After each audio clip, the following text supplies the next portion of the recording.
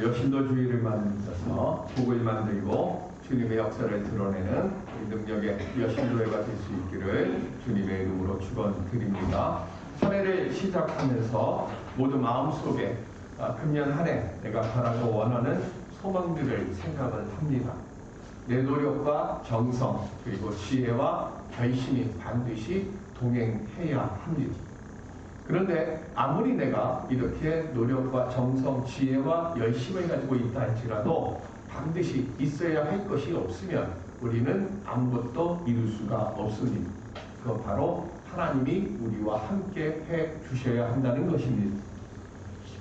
19세기 트리니티 칼리지에 시험 문제를 하나 나왔습니다. 시험 문제가 뭐냐면 물을 포도주로 바꾼 예수님의 기적에 대해서 논하시오라가 시험 문제였습니다. 그 문제를 받은 학생들은 일제히 답안지에 답을 적어가기 시작을 했습니다. 그런데 그 학생들 중에 한 학생은 멍하니 그냥 창밖만 바라보고 있어요. 그래서 시험관이 가서 얘기합니다. 답안지를 쓰라고. 근데도 그냥 그 학생은 멍하니 창밖을 바라보면서 시험 문제를 푸는 데는 전혀 관심을 갖고 있지 않은 것처럼 보였습니다. 이윽고 시험 시간이 거의 다 마칠 때쯤 됐을 때 답답했는지 시험 감독관 교수가 다시 가서 이야기를 합니다. 백지로 내게 되면 0점 처리는 물론 학사경고를 받을 수 있으니까 한 줄이라도 쓰고 가라고. 그랬더니 그 이야기를 들은 이 학생이 답안 문제를 이렇게 쳐다보고는 정말로 달랑 한 줄만 쓰고 나갔습니다. 그런데 이 달랑 한 줄만 쓰고 나간 이 답안은 이 학교가 생긴 일에 전에도 없었고 후에도 없었던 만점 답안이었습니다. 이 학생이 달랑 한 줄 써서 나간 이 답안은 뭐냐면 물이 그 주인을 만나니 얼굴을 붉히더라. 그리고 쓰고 나갔어요. 이 답안지를 쓴 학생의 이름은 영국의 3대 낭만파 시인 중에 한 사람인 조지 고든 바이런이었습니다. 물이 그 주인을 만나니 얼굴을 붉히더라. 세상 모든 만물들의 주인은 하나님이십니다. 물도 예수님을 알아보고 그 얼굴을 붉혀서 포도주가 되었다고 쓴 겁니다.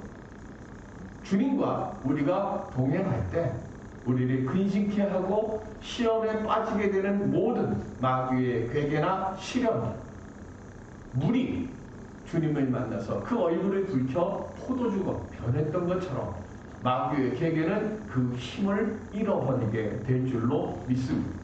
금년 한 해 주님과 동행하는 여신도회가 되어서 만남의 교회에 물이 포도주로 변하는 성령의 역사를 만들고 우리 가정과 일터에 근심이나 걱정이 기쁨과 감사로 변하는 역사를 만들 수 있는 우리 모두가 될 수 있기를 주님의 이름으로 간절히 기원드립니다. 어떻게 하면 그런 역사를 만들까요? 가나안 왕 야민과 그의 장군 시스라에 의해 20년 동안 이스라엘은 압제 통치를 당했습니다.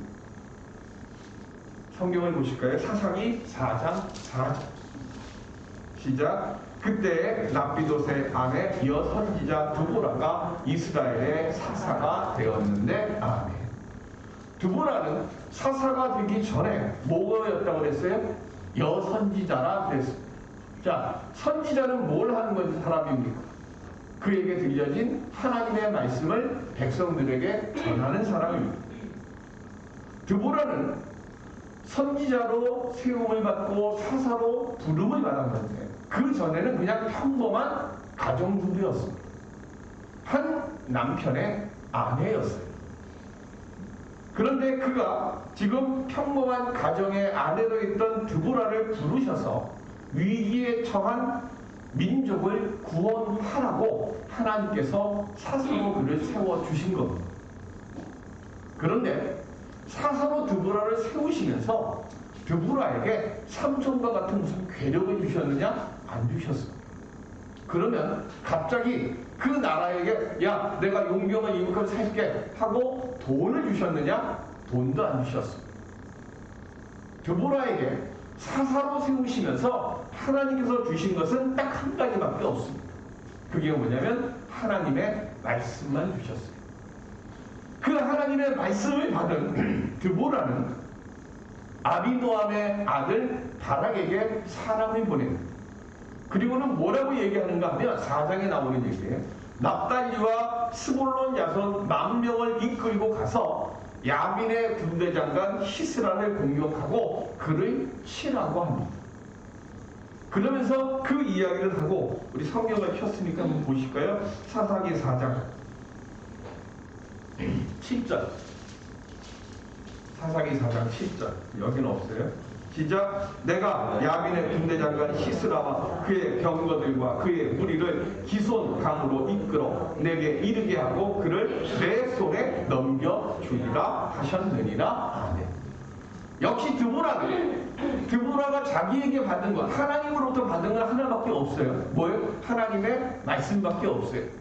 하나님의 말씀만 받은 드보라가 다시 바락에게 말하는데 네가 전쟁에서 이길 거야. 그런데 전쟁에서 이길 거야 라고 하면서 무슨 전술이나 전략이나 작전이나 군대나 뭐 이런 거 없어요.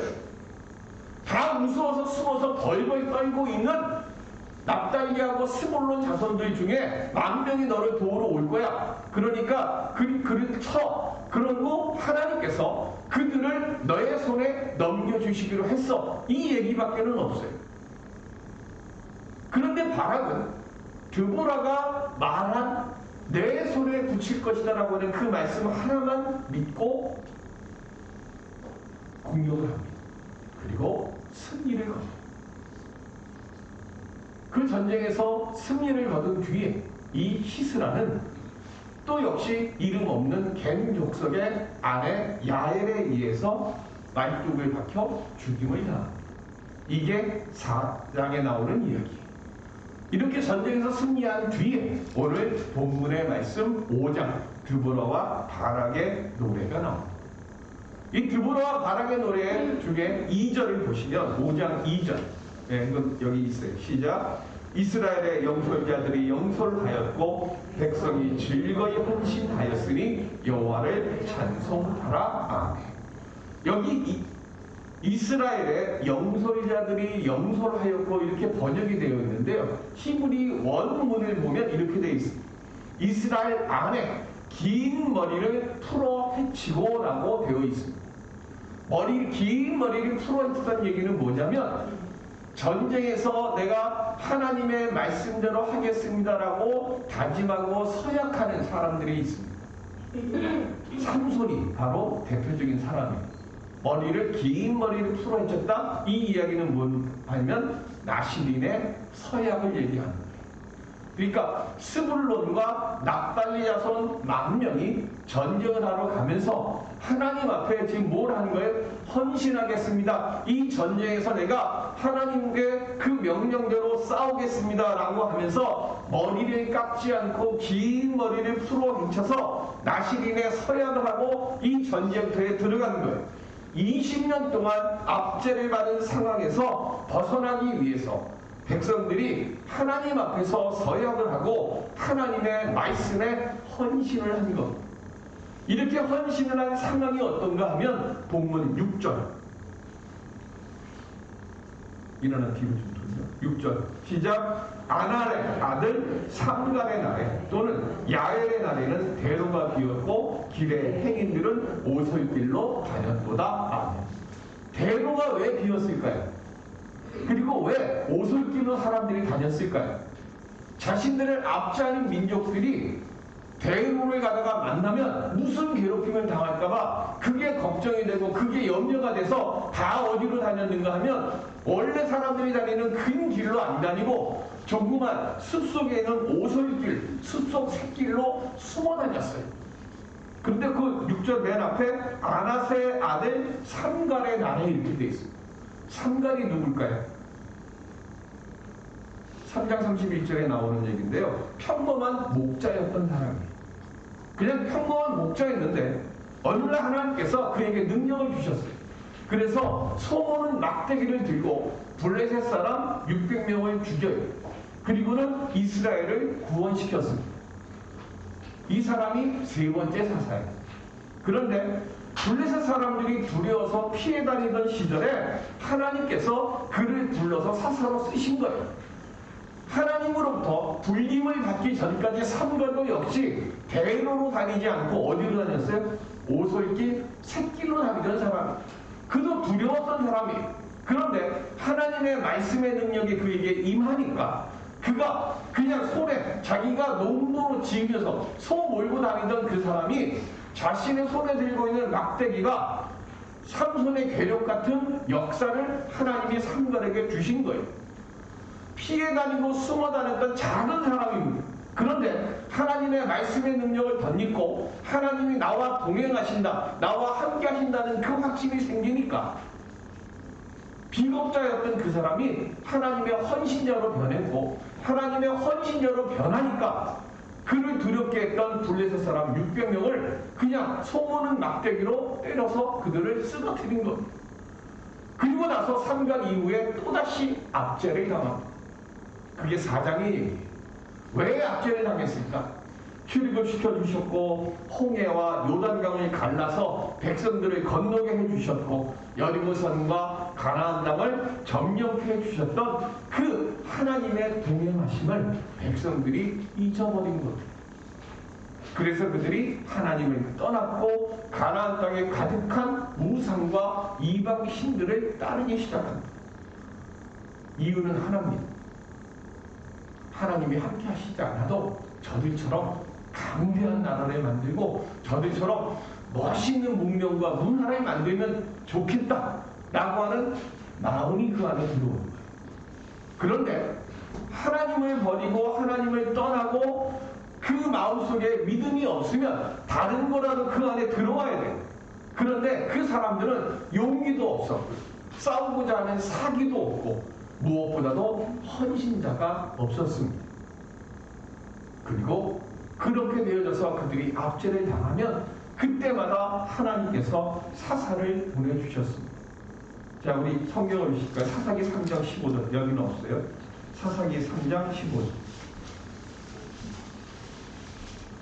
사사기 3장 15절. 시작. 이스라엘 자손이 여호와께 부르짖으매 여호와께서 그들을 위하여 한 구원자를 세우셨으니 그는 곧 베냐민 사람 게라의 아들 왼손잡이 에굿이라. 이스라엘 자손이 그를 통하여 모압 왕 에글론에게 공물을 바칠 때에 아멘. 자, 첫 번째 사사는 온니엘입니다. 두 번째 사사가 에웃입니다. 그런데 이 에웃에게 뭐라고 나왔어요? 왼손제비 이랬어요. 그런데 이 왼손제비라고 하는 히브리 원어를 보게 되면 에웃은 오른손을 쓰지 못하는 장애인이라는 것이에요. 그러니까 에웃은 오른손을 못 써요. 오른손을 못 쓰는 장애인인데 그 장애인인 에웃을 하나님이 사사로 부르셨어요. 그리고 18년 동안 이스라엘을 통치하고 압제하고 괴롭혔던 모압 족속의 왕을 이 에웃을 통해서 하나님이 칼로 찔러서 죽이게 하십니다. 그리고는 이스라엘에 다시 평화를 오게 하셨어요. 삼갈은 뭐였던 사람이라고요? 세 번째 사사? 그냥 목자예요. 농부예요. 평범한 사람입니다. 네 번째 사사 드보라는 그냥 평범한 주부였습니다. 그런데 장애인이고 평범했던 사람 그리고 평범한 주부였던 사람 하나님께서 사사로 부르셔요.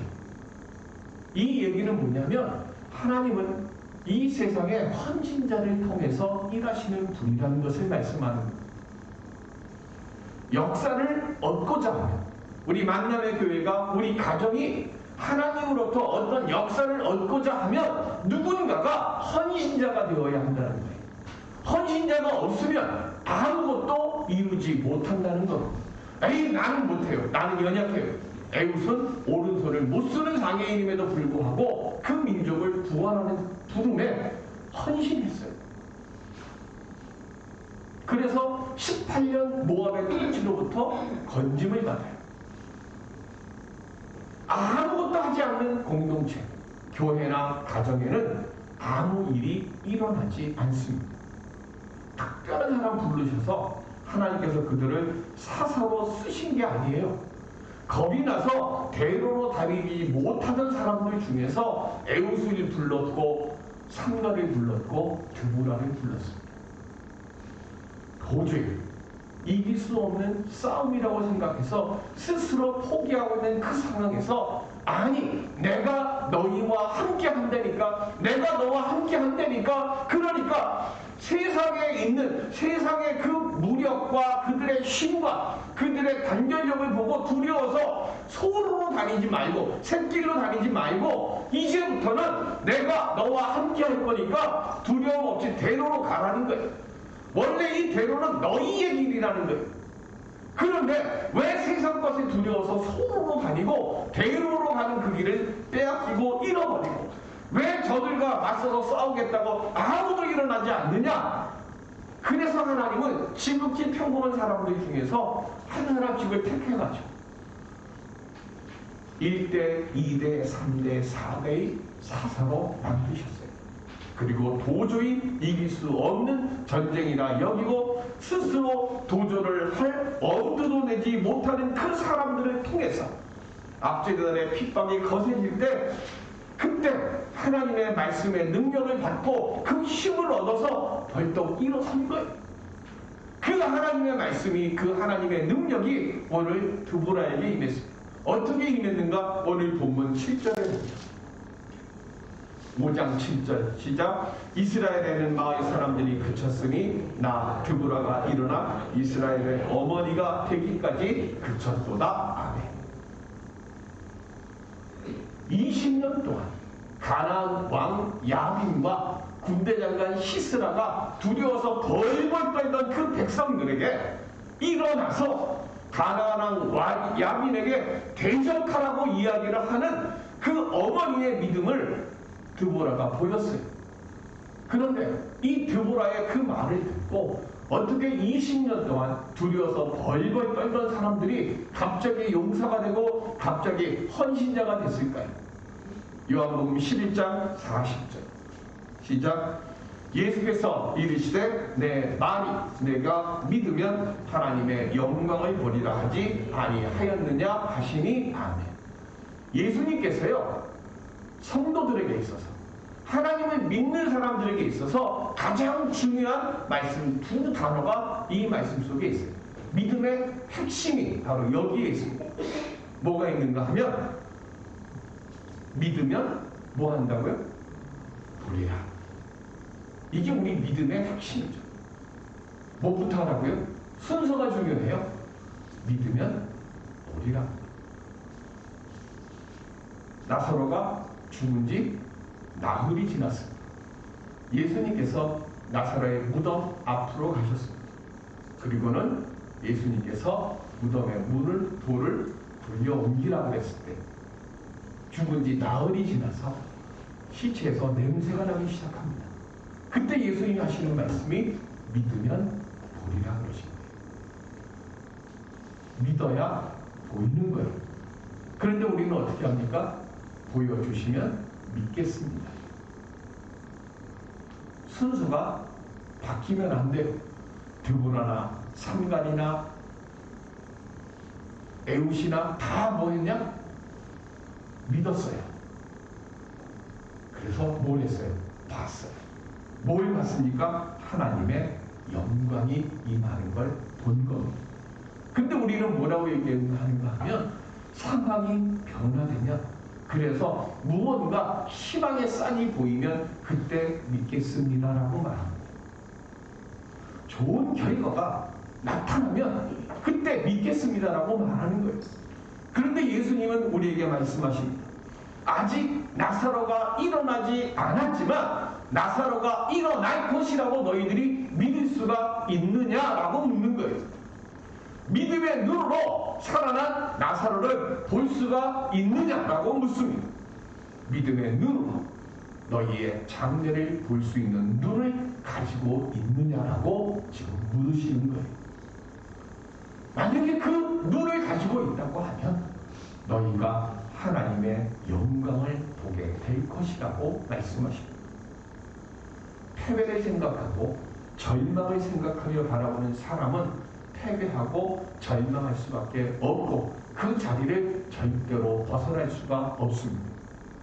코로나로 인해서 절망적인 상황과 환경에 둘러싸여 캄캄한 동굴과 안개에 한 치 앞을 내다볼 수 없는 낙심의 상황에서 주님은 지금 우리들을 위해서 승리를 예비하고 계심을 믿으시고 그 이김의 영광을 볼 수 있는 믿음의 눈이 열려지는 우리들이 될 수 있기를 바랍니다. 말씀이 능력이고 소망이고 힘이라고 믿고 계십니까? 우리는 말씀의 능력을 많이 잃어버렸어요. 다시금 우리는 말씀의 능력을 우리는 회복하고 믿어야 합니다. 그래서 사도 바울은 로마서 8장 32절에 시작 자기 아들을 아끼지 아니하시고 우리 모든 사람을 위하여 내주신 이가 어찌 그 아들과 함께 모든 것을 우리에게 주시지 아니하겠느냐. 아멘. 나를 구원해 주시기 위해서요 예수 그리스도까지 아끼어주내어 주신 그 하나님의 사랑의 능력이 오늘 사는 내게도 온전히 임하고 계심을 믿어야 하는 거예요. 내가 너희를 사랑하고 내가 너희를 위해서 십자가에서 대속의 죽음을 죽었고 내가 이제 너희들로 하여금 세상의 그 어떤 것들도 다 이길 수 있도록 이 절망과 낙심의 상황에서 이 싸움에서 내가 믿으면 이기게 해주겠다. 그 역사를 주었는데 보고 믿어서 이길 수 있는 능력이 이미 내가 주었는데 그것에 대해서 확신하고 있는데 그러면 너희들이 영광을 얻을 것이라고 말씀하십니다. 나를 구원해 주시려고 지금 아낌없이 이 땅에 오신 그 주님이 나로 하여금 낙심과 절망, 실패와 질병의 싸움에서 승리하고 나와 함께 하고 계심을 믿고 말씀의 능력에 의지해서 주여 나를 위해서 모든 것을 주신 주님의 그 능력으로 제가 믿겠사오니 저에게 승리를 볼 수 있게 주시옵소서. 주님께 고백하고 기도할 때 그때 우리에게 이미 허락하신 주님의 능력이 우리로 하여금 믿음의 안에서 승리를 볼 수 있도록 함께해 주실 줄로 믿습니다. 드보라는 동기부여자예요. 힘이 없는 여인이에요. 그런데 드보라는 용기도 없고 힘도 없고 믿음도 연약했던 그 백성들이 사기도 다 떨어지고 헌신할 마음도 없었던 그 백성들에게 하나님의 말씀을 받고 하나님의 깃발을 높이 들었을 때 12절에 깰지어다 깰지어다 드보라요 깰지어다 라고 드보라가 믿음의 용기가 사기가 죽어버린 백성들 앞에서 그 믿음의 길을 높이 들었을 때 9절에 보면 우리 본문 9절 시작 내 마음이 이스라엘의 방백을 사모함은 그들이 백성 중에서 즐거이 헌신하였음이니 여호와를 찬송하라. 모든 걸 다 잃어버린 그들에게 드보라가 믿음의 길을 높이 들니까 헌신하는 일들이 일어나는 거예요. 삼갈, 드보라, 바락, 야웰 그 외에 이름도 모르는 기록되지 않은 만 명의 용사들이 승리의 찬양을 드릴 수 있는 이유는 한 가지였습니다. 그들이 딱 한 가지 믿음으로 보고 헌신했기 때문입니다. 주님의 역사는 헌신자와 순종자를 통해서 일어납니다.